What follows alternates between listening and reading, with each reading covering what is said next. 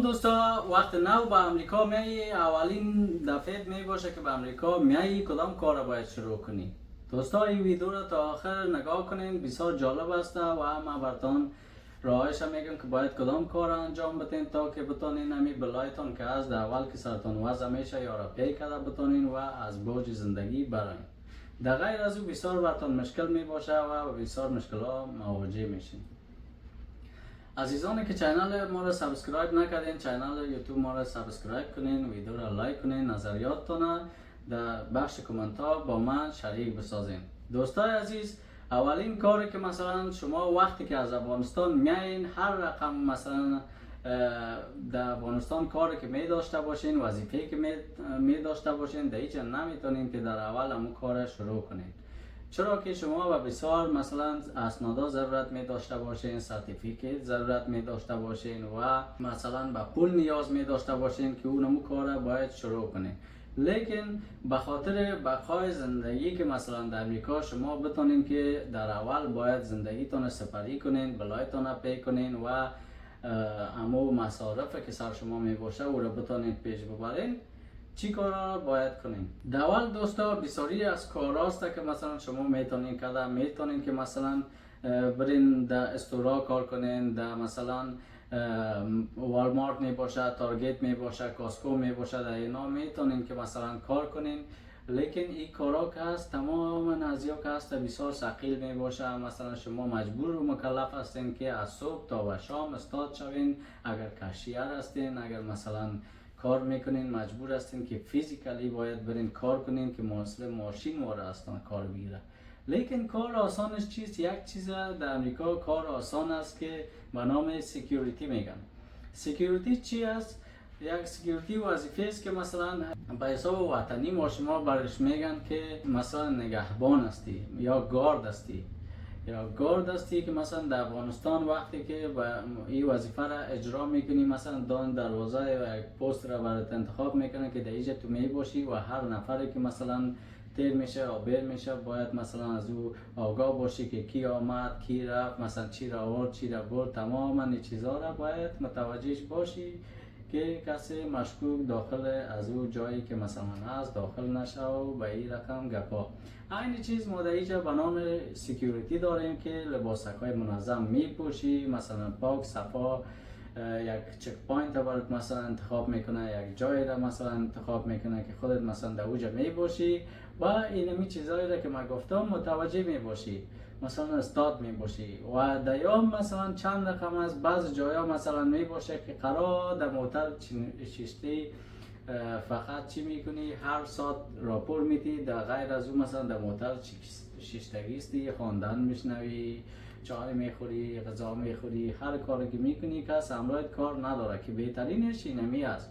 ولی بعضی جایا مثلا برابر میشی که بعض اکانت ها می باشه، چک پوینت ها می باشه که در اوج مجبور مکلف هستی هر نفر که میایه برات آیدی خود نشان میده، مثلا آیدی کارت خود نشان میده که من این نفر هستم میخوایم بیایم و هر کدامش باید دانه دانه چک کنی و تلاشیش کنی، دوایی خود چی آورده تمامش مثلا چک کنی که این باز یکم مشکل می باشه که هر نفر باید دانه دانه چک کنی. ولی خوبترینش اینمیست که مثلا در موتر باشه، کانسترکشن باشه که مثلا یک بلدنگ برات نشان بده و یکی در اینمی قسمت باش در موترت، فقط متوجه باش که این بلدنگ در نگیره، راپور بده که هر ساعت مثلا چی گپا میشه در اینجا، مثلا ساعتوار میری یک 10 قطعه 15 قطعه عکس میگیری برشون رایی میکنی بر کمپانی و کمپانی سکیوریتی من تسلیم کردیم. فعلا هر گپ که باشه بر از اونا راپور میدی و اونا میبینن و از امو بلدنگ خود آگاه میباشن و دلشون جمع میباشه که مثلا میتونی که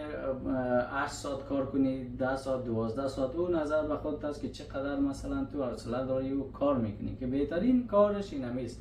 شما میتونین که مثلا برین مثلا در یک رستوران ظرفشویی کنین یا مثلا میتونین که وارسون شوین یا مثلا میتونین در والمارت برین در فروشگاه استاد شوین، صبح تا شام مثلا شما باید استاد باشین و اونمو کار که بر شما می سپاره، مثلا کشیر می باشین یا خزانه دار، هر گپی که می باشین مجبور هستین که نمو تو استاد باشین و بر شما چند دقیقه وقت میته، 15 دقیقه یا 10 دقیقه براتون بریک میته که شما اونمو برکتان میگیرین پس با اونمو کارتان ادامه میتین. لیکن بهترین کارش چی است؟ اینمی سکیوریتی است که استاد هستی یا مثلا در موتر میشینی که بهترینش نمیست که در موتر میشینی و بیغم از این کار لذت میبری و ساعتکی از او پیسه میگیری و ساعتکی عکسایت اپلود میکنی برشون در گروه واتساپ شون عکس از بلدنگ هر جایی که میباشه میگیری برشون رای میگنی که فعلا خیرتیست بس خلاص. گپ دیگه چی هست؟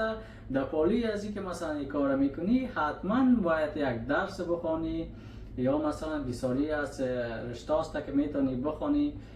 کسایی که مثلا از 30 سال پایانتر میباشه مثلا 20 ساله می باشه 18 ساله می باشه من با از اونا این پیشنهاد میکنم که میتونین اینجا درس تونه بخونین، کورس های انگلیسی را بگیرین، کلاس های انگلیسی را بگیرین و یک رشته را بخونین، مکتب تونه ادامه بدین، مثلا کالج برین. میتونین که مثلا هر رشته را که بخواین بخونین، حوصله داشته باشین میتونین بخونین. لیکن کسایی که از 30 سال و بالا می باشه باز اونا این پیشنهاد نمیتونم. شما میتونین رشته‌ای که مثلا در مدت 6 ماه و مثلا 1 سال خلاص میشه در پالی از امی کارتون میشه که اونو کلاس ها رو بگیرین یا برین مثلا در اوجا امو درس بخونین تا 6 ماه 1 سال در پالی از این کارتون میشه که یک رشته رو بخونین و بزنس خود شروع کنین. و نو که مثلا از افغانستان میاین در اینجا شما ضرورت بعضی می داشته باشین که بلایتون مثلا پی کنین، بلایتون از قبیل مثلا کرایه خانه است، پیسه برق است، تراش است، مثلا جنگلی و تمام از اینا پیسه کار داره که باید شما اینا پی کنین. باز در اولین بار بهترین کاری که من به شما پیشنهاد میکنم اینمی سکیوریتی است و هم سکیوریتی که در موتر ششتگی و کار انجام بدین. من خواستم اینمی را به شما دوستا واضح بسازم که چطور میتونین این کار شروع کنین.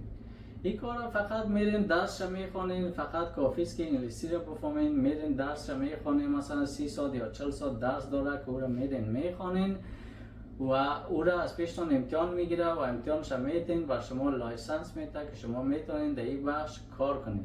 که بهترین کارش اینمی است که در وقت کم در زودترین وقت میتونین کار شروع کنین و بقای زندگیتون میتونین که در نکاح داشته باشین و بلایتون پی کنین. خدا کنه این ویدیو براتون جالب بوده باشه. دوستایی که مثلا نظریات می داشته باشه میتونین نظریاتون در بخش کامنت ها با ما شریک بسازین تا که عزیزانی که میخواه به امریکا بیایه برشان این واضح شده باشه که ما در امریکا میریم کدام کار شروع کنیم. ما چون تجربیات خود خواستم که با شما دوستا شریک بسازم. خدا کنه خوشتان آمده باشه.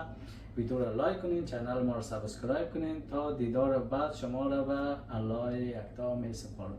تشکر دوستان.